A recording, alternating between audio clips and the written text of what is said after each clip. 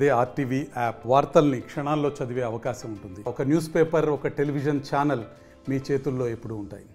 5 సంవత్సరాలు అవమానాల్ని పట్టుదలగా మార్చుకొని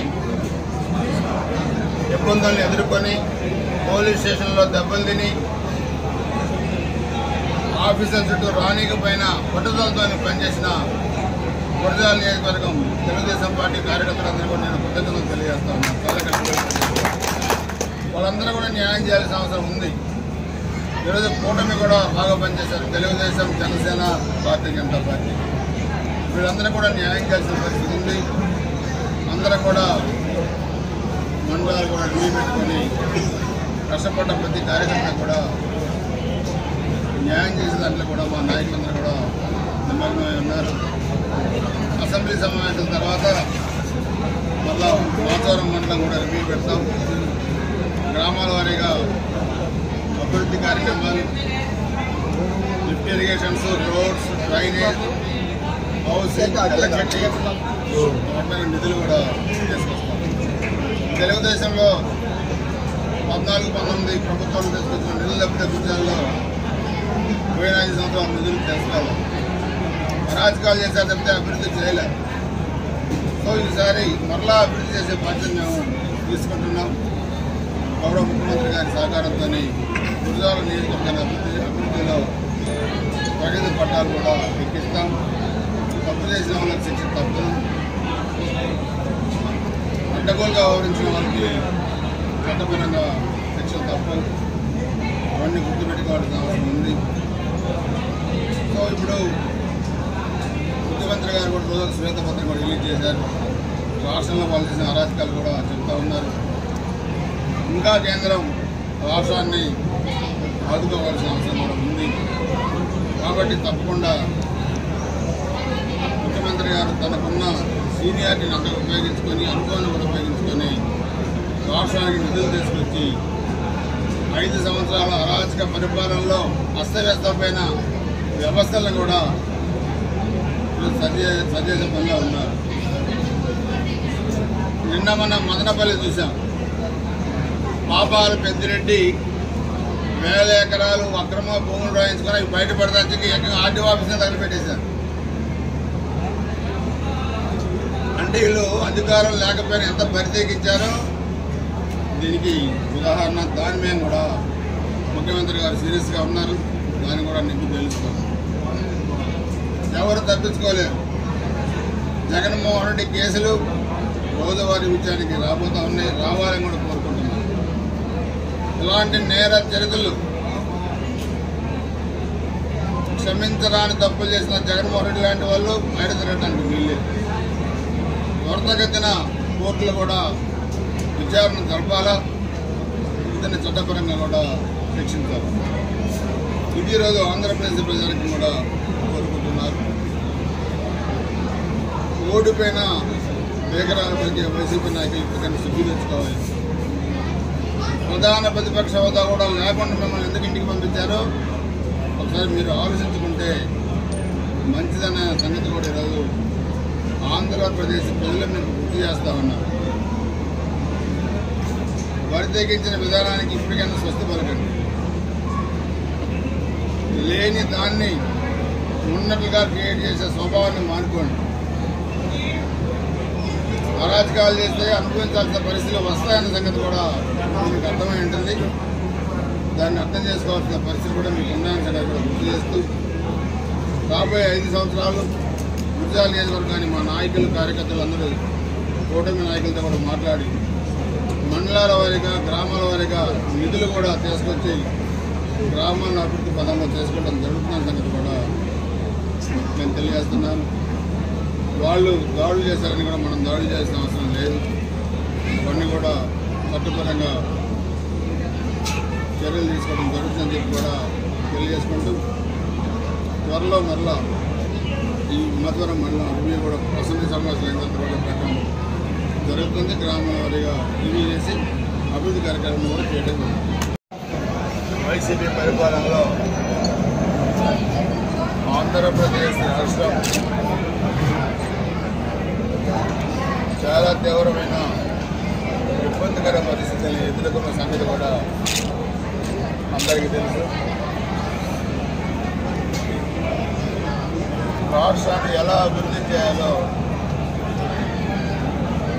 తెలియని ఒక ఫ్యాక్షనిస్ట్ ముఖ్యమంత్రి, ఒక సైకో ముఖ్యమంత్రి జగన్మోహన్ రెడ్డి చేతులబడి రాష్ట్రం ఆర్థికంగా ఎలా పతనమైంది, పరిశ్రమలు లేని రాష్ట్రంగా, గంజాయి ఆంధ్రప్రదేశ్గా, ఒక్క సంక్షేమ కార్యక్రమం కూడా అమలు చేయకుండా 13 లక్షల కోట్ల అప్పులు తెచ్చి ఆ నిధులు ఏం చేశారో తెలియకుండా రాష్ట్రాన్ని రాజధాని లేని రాష్ట్రంగా తయారు చేశారు. చంద్రబాబు నాయుడు గారు 14-19 మధ్య ముఖ్యమంత్రిగా ఉన్నప్పుడు రాజధానికి నిధులు ఇచ్చి ఆ రోజు సాక్షాత్తు ప్రధానమంత్రి చేతుల మీదుగా శంకుస్థాపన చేపడిన అమరావతి 5 సంవత్సరాలు దానికి కులాలంట కట్టి, మతాలంట కట్టి, పార్టీలంట కట్టి పక్కన పెట్టారు. ప్రభుత్వం ఏదన్నా రాజధాని ఒకసారి కన్స్ట్రక్షన్ స్టార్ట్ అయిన తర్వాత అది కూడా వాళ్ళు ఆపరేషన్లో ఉన్నప్పుడు ఒప్పుకున్నారు. ఆ రాజధాని నిర్మించి తెరాల్సిన అవసరం ప్రభుత్వం లేదు, ఏ ప్రభుత్వం. కానీ ఈరోజు 5 సంవత్సరాలు మీ రాజధాని ఏదంటే మనం చెప్పుకోలేని పరిస్థితుల్లో ఆంధ్రప్రదేశ్ ప్రధానిగా ఉన్నారు. దానివల్ల డెవలప్మెంట్ సాగిపోయింది. విజయవాడ నుంచి అనేక ఫ్లైట్స్ కూడా రద్దు చేసుకున్నారు. హోటల్ పరిశ్రమలు దెబ్బతిన్నాయి. అన్ని రంగాల్లో కూడా జగన్మోహన్ రెడ్డి వ్యవహార శైలి వల్ల తీవ్రంగా నష్టపోయింది ఆంధ్రప్రదేశ్. మరలా మొన్న ఎన్నికల్లో ఎన్డీఏ కూటమి అధికారంలోకి వచ్చిన తర్వాత చంద్రబాబు నాయుడు గారు ముఖ్యమంత్రిగా ప్రమాణ స్వీకారం చేసిన తర్వాత మరలా రాష్ట్రానికి పరిశ్రమలు రావడం మొదలుపెట్టారు. ఒక నమ్మకం, ఎంతటి క్లిష్టమైన పరిస్థితులు కూడా సమర్థవంతంగా ఎదుర్కొనే సత్తా ఉన్న నేతగా, 40 సంవత్సరాల సుదీర్ఘ రాజకీయ అనుభవం కలిగిన వ్యక్తిగా, గతంలో ఉమ్మడి రాష్ట్రానికి 9 సంవత్సరాలు, విభజింపబడిన ఆంధ్రప్రదేశ్కి 5 సంవత్సరాలు, ముఖ్యమంత్రిగా 14 సంవత్సరాలు పనిచేసిన అనుభవం, ఇంకో 15 ఏళ్ళు శాసనసభ్యుల ప్రతిపక్ష నేతగా పనిచేసిన అనుభవం, దేశ రాజకీయాల్లో కీలక భూమిక పోషించిన చంద్రబాబు నాయుడు గారు మరలా మొన్న ఎన్నికల్లో కేంద్రంతో కూడా సఖ్యత పెట్టుకొని కలిసి ఎన్నికల్లో పోటీ చేయటం. నిన్న చూస్తే బడ్జెట్లో ఆంధ్రప్రదేశ్కి కేటాయింపులు ముఖ్యంగా రాజధాని నిర్మాణానికి 15,000 కోట్ల రూపాయలు నిన్న బడ్జెట్లో ఇచ్చారు. పోలవరం నిర్మాణం పూర్తి చేసే బాధ్యత మాదేనని చెప్పారు. గతంలో తెలుగుదేశం హయాంలో 72% పూర్తయిన పోలవరం ఈ 5 సంవత్సరాల జగన్మోహన్ రెడ్డి పరిపాలనలో అంగుళం కూడా ముందుకు కదలలేదు. రివర్స్ టెండరింగ్ అన్నారు. రివర్స్ టెండరింగ్ ఏమో కానీ రివర్స్ పరిపాలన జరిగింది రాష్ట్రంలో. ఎక్కడ కూడా సక్రమంగా ఏ వర్గానికి కూడా న్యాయం చేయలేని పరిస్థితుల్లో ఆ ప్రభుత్వం అంతులేని అధికారాలని అనుభవించి లక్షల కోట్ల రూపాయల దోపిడీ చేసిన తర్వాత పదవి పోతే దాన్ని తట్టుకోలేరు అందరూ కూడా. సో అందుకే ప్రజలు కూడా ఆలోచించాలి.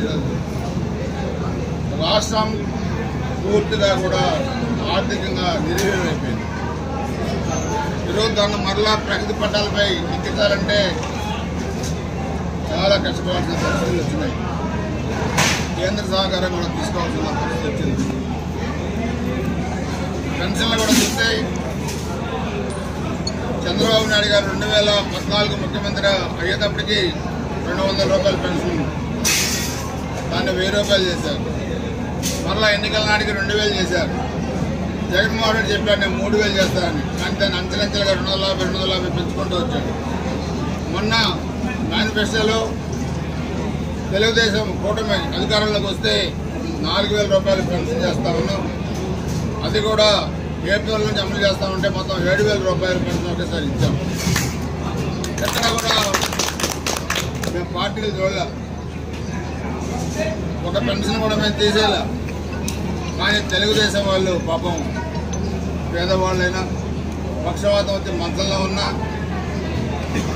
అనారోగ్యంగా ఉన్నా ఇటువంటి ఇబ్బందుల్లో ఉన్న వాడు తెలుగుదేశం అంటే పెన్షన్ తీసేశారు, తెలుగుదేశం అంటే రేషన్ కార్డు తీసేశారు, పథకాలు రానివ్వలేదు. ఈ దుర్మార్గమైన పరిపాలన ఈరోజు అంతమొంచింది. ఏంటంటే నరకాసుర వధ జరిగితే ప్రజలు ఎంత సంతోషంగా ఉన్నారో వైసీపీ ప్రభుత్వం ఇంటికి పోతే అంత సంతోషంగా ఉన్నారు ఆంధ్రప్రదేశ్ ప్రజలు కూడా గుర్తుపెట్టుకోవాలి. ఇంకా బేరాలు పలుకుతున్నాడు జగన్మోహన్ రెడ్డి. తండ్రి అధికారాన్ని అడ్డం పెట్టుకుని లక్షల కోట్ల రూపాయలు దోచుకొని ఈరోజు నేరుగా ముఖ్యమంత్రి అయ్యి వ్యవస్థలన్నీ దోచుకున్నాడు. ఫ్రూట్ కేస్ కంపెనీలు పెట్టారు, కార్పొరేషన్ పెట్టి నిధులు మళ్లించారు. ఒక్క మైనింగ్లోనే దాదాపు 70-80 వేల కోట్ల దోపిడీ జరిగింది. ఇంకా బయటకు చేస్తున్నారు. నిధులు మళ్లింపు అయితే ఇంతవరకు లెక్క కూడా చాలా. ఇక్కడ కూడా చూస్తే మన గురజాల నియోజకవర్గంలో 1000 ఎకరాల భూములు అన్యాక్రాంతం అయిపోయింది. తప్పులు రిజిస్ట్రేషన్ చేయించుకొని బ్యాంకులో పత్రాలు పెట్టుకొని లోన్లు తీసుకున్నారు. మైనింగ్ దోపిడీ చేశారు, ఇసుక దోపిడీ చేశారు, మట్టి దోపిడీ చేశారు, పేకాట క్లబ్బులు పెట్టారు, తెలంగాణ మద్యం అమ్మారు, అడ్డొస్తే బాధ్యతలు విరగొట్టారు, చాలా దుర్మార్గాలు చేశారు. రోజు వీళ్ళ పూతంగా పేపర్లు వస్తూ ఉన్నాయి. త్వరలో అధికారులు కొత్త అధికారులు ఎంఆర్ఓలు వీళ్ళంతా బాధ్యతలు తీసుకున్న తర్వాత అన్నిటి మేము కూడా విచారణ మొదలు పెడతాం. ఏం మండలంలో ఏ అక్రమాలు జరిగినాయి, దీంట్లో ఎవరు బాధ్యతగా ఉన్నారు అన్నిటి కూడా ప్రభుత్వం తిరిగి స్వాధీనం చేసుకొని వాళ్ళ మీద చట్టపరంగా చర్యలు కూడా తీసుకోవడం జరుగుతుంది. బంగారంతో విరవిగిన వాళ్ళని చట్టపరంగా శిక్షించడం కూడా జరుగుతుంది. 151 సీట్లు మాకు ఉన్నాయని చెప్పి ఇష్టారాజ్యంగా బరితెగించి దాడులు పాల్పడ్డారు. రాష్ట్ర వ్యాప్తంగా 100 మంది తెలుగుదేశం పార్టీ కార్యకర్తలు నాయకులు చనిపోయారు. చంద్రబాబు నాయుడు గారితో సహా సీనియర్ నాయకులందరినీ కూడా అరెస్ట్ చేసి జైల్లో పెట్టారు. ఆస్తులు ధ్వంసం చేశారు, వ్యాపారాలను దెబ్బతీశారు, మానసిక స్థైర్యాన్ని దెబ్బతీశారు. గురజాల నియోజకవర్గంలో 11 మంది తెలుగుదేశం పార్టీ కార్యకర్తలు చనిపోయారు. 8 మంది చిన్నపిల్లలు వీళ్ళు చేసిన అక్రమమైన గుంతలో పడి చనిపోయారు. పక్కన మార్చల 7 బీసీ నేతలు చనిపోయారు. మొన్న వినుకొండలో ఒక రౌడీ షీటర్ చనిపోతే అది కూడా వైసీపీ వాళ్ళు, తెలుగుదేశానికి సంబంధం లేదు. జగన్మోహన్ రెడ్డి వచ్చి దానికి నానా యాగి చేసి అసెంబ్లీలో మనం చూస్తే సేవ్ డెమోక్రసీ అంటాం. అప్పుడే 4 రోజులకే రాష్ట్రపతి పరిపాలన పెట్టాలంట. అంటే ఏదో జరిగిపోతుందని క్రియేట్ చేసేదానికి వీళ్ళు ఏ విధంగా ఉన్నారో ఒకసారి అర్థం చేసుకోవాలి. 151 నుంచి 11 వచ్చినా కానీ వీళ్ళకి ఇంకా బుద్ధి రాలేదు. ప్రజలు మీకెందుకు 11 సీట్లు ఇచ్చారనే దాని మీద కూడా ఇంకా ఆలోచించకుండా గత 5 సంవత్సరాల్లో చేసిన దుర్మార్గాలు, దుష్ట పరిపాలన, హత్య రాజకీయాలు, ఫ్యాక్షన్స్ రాజకీయాలు మర్చిపోయారు. పోలీస్ డిపార్ట్మెంట్ని అడ్డగోలుగా ఉపయోగించుకొని ఈరోజు నీతులు వల్ల వేస్తూ ఉన్నాడు జగన్మోహన్ రెడ్డి అసెంబ్లీ గేట్ దగ్గర. నేను అడుగుతున్న ఈ వ్యక్తిని, ఒక రౌడీ షీటరు చనిపోతే యాగి చేసి నువ్వు నీ బాబాయ్ చనిపోతే నువ్వు ఎందుకు టీవీలో ధర్నా చేయలేదు? మీ బాబాయ్ హంతకులు ఎవరు? మీరే కదా. సిబిఐ విచారణ జరపాలన్న మీరు సిబిఐని ఎందుకు అడ్డుకున్నారు? మీ బాబాయ్ కూతురు సునీత చెప్పింది, మీ సొంత చెల్లెలు శర్మిల గారు చెప్పారు, హంతకులు ఎవరో చెప్పారు. దానికోసం నువ్వు ధర్నా చేయొచ్చు కదా. మీ బాబాయ్ కూతురు మీ చెల్లెలు సునీత గారికి న్యాయం చేసి అడగొచ్చు కదా. ఒక రౌడీ షీట్ కింద యాగి చేసినప్పుడు ఇదే పల్నాడులో తోట చంద్రయ్య బీసీ నాయకుడిని నడి రోడ్డు మీద మీ వెల్దుర్తి ఎంపీపీ గొంతు కోసే ఫోటోలు, వీడియోలు వైరల్ అయితే దాన్ని నేను ఖండించావా జగన్మోహన్ రెడ్డి? బీసీ నేతలను చంపినప్పుడు అడుగుతాను. ఇంకోటి ప్రతిపక్ష హోదా కోసం కోర్టుకు పోయాడు. శాసనసభలో ఉన్న సీట్లలో 10% మంది గెలిస్తే ఆ పార్టీ ప్రతిపక్ష హోదా ఉంటుంది. 1994లో కూడా మేము మొట్టమొదటిసారి ఎమ్మెల్యేలు అయినప్పుడు ఉమ్మడి ఆంధ్రప్రదేశ్లో 294 సీట్లు ఉన్నాయి ఆ రోజు. అంటే 30 సీట్లు వస్తే ఆ రోజు కాంగ్రెస్ పార్టీకి ప్రధాన ప్రతిపక్ష హోదా వచ్చేది. కానీ 26 సీట్లే వచ్చినాయి ఆ రోజు కాంగ్రెస్. ఆ రోజు ప్రతిపక్ష హోదా లేదు. ఈరోజు కూడా 11 సీట్లే వచ్చినాయి.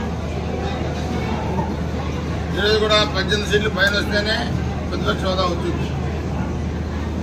ఇది టెక్నికల్ పాయింట్. దానికోసం కోర్టుకు పోతే కోర్టులు ఏం చేస్తాయి? నువ్వు కోర్టుకు పోవాల్సిందే నీ మీద ఉన్న కేసులు దొరకలేదని విచారణ జరపని పోవాలా. ప్రతిపక్ష హోదా కావాలంటే అంత పోవాల్సింది. నా కేసులు ఎందుకు ఇంత డిలే అవుతున్నాయి? 14 సంవత్సరాలు అయింది. త్వరగా విచారణ జరపండి. నాకు ఏ జైలు ఖాళీ ఉందో చూపిస్తే వెళ్తానని చెప్పాలి. ప్రతిపక్ష హోదా కావాలంటే టెక్నికల్ పాయింట్. అధికారంలో ఉన్నప్పుడు ఒళ్ళు దగ్గర పెట్టుకుంటే కలిసి ప్రతిపక్ష హోదాన్ని వచ్చేది.